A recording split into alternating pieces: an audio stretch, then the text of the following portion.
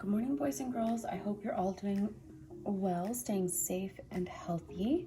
Today we are back with another Franklin classic, and today we are reading Franklin and the Tooth Fairy, written by Paulette Bourgeois and illustrated by Brenda Clark. I hope you guys enjoy. Franklin could count by twos and tie his shoes. He had lots of good friends and one best friend named Bear. Franklin and Bear were the same age. They lived in the same neighborhood. They liked the same games. But one morning, Franklin discovered a way that he and Bear were different. Waiting for the school bus, Bear put his paw in his mouth and wiggled a tooth back and forth. It jiggled and wiggled, and then, with a tug, it came out. "Look at this," said Bear. "I lost my first tooth." Franklin was startled. There was even a little blood on the tooth. "That's terrible. How are you going to tell your mother?" Bear laughed. "My teeth are supposed to fall out," said Bear. "It makes room for my grown-up teeth." Franklin ran his tongue around his gums. They were smooth and firm and completely toothless. "I don't have any teeth," said Franklin. It was Bear's turn to be surprised. Franklin's friends shook their heads sadly. "Too bad," they said. Franklin wondered why. He had never needed teeth before. Bear wrapped his tooth in a bit of tissue and put it in his backpack. "I need to keep this safe," he said. All the way to school, Franklin wondered why Bear wanted to keep his old tooth, especially if he was going to get a brand new grown-up tooth. Now that was exciting. "Why do you want to keep your tooth?" asked Franklin. "Won't you get a big one soon?" All his friends looked at him with amazement. "Don't you know about the Tooth Fairy?" asked Fox. Franklin shook his head. "At night, before you go to sleep, you put your baby tooth under your pillow. Then the Tooth Fairy comes and takes the tooth away," explained Fox. "But that's stealing," said Franklin. "Besides, what does the Tooth Fairy do with all these teeth?" There was a long pause. Bear scratched his head. Fox swished his tail, and Rabbit twitched.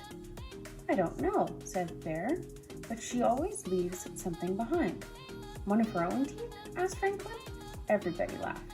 "Oh, Franklin," said Fox, "the Tooth Fairy leaves a present." Franklin wondered what kind of tooth a Tooth Fairy would leave.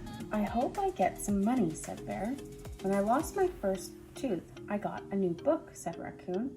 "I got crayons," Franklin said. Franklin rubbed his gums. He wished he had a tooth to leave for the Tooth Fairy. He wanted a present too. Bear showed his tooth to Mr. Owl as soon as he got to school. Mr. Owl was very excited. "Losing your baby teeth means you are growing up," he said. Franklin did not say anything. He had no teeth, but he wanted to feel grown up too. Franklin was quiet for the rest of the day. Even at home, Franklin was quieter than usual. "What's wrong?" asked Franklin's mother. "I don't have any teeth," he answered. "Neither do we," said his father. "That's the way turtles are." "But I want teeth," said Franklin. His parents looked surprised. "My friends get presents from the Tooth Fairy when they lose their teeth," said Franklin. "Why do they get presents for old teeth?" asked Franklin's father. "Because it means they're growing up," said Franklin. "I see," said his father. That night, just before bed, Franklin had a good idea. Perhaps Tooth Fairies did not know that turtles have no teeth.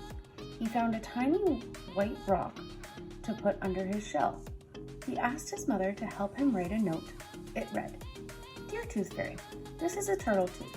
You may not have seen one before. Please leave a present. Franklin." Franklin woke up very early the next morning. He looked under his shell. The rock was gone, but there was a note instead of a present. He ran to his parents' room. "What does it say?" he asked. Franklin's father put on his reading glasses. "Dear Franklin, sorry, turtles don't have teeth.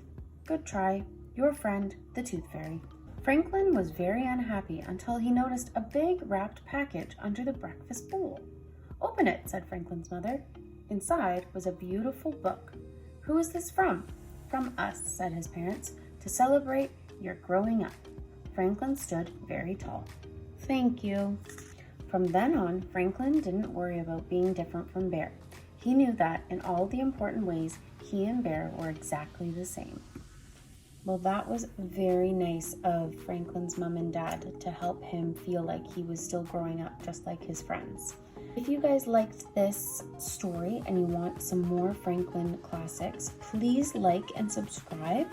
That shows me that you guys like what I'm bringing you guys. I hope you guys all are staying safe and healthy, and I hope you guys come back soon. Bye now.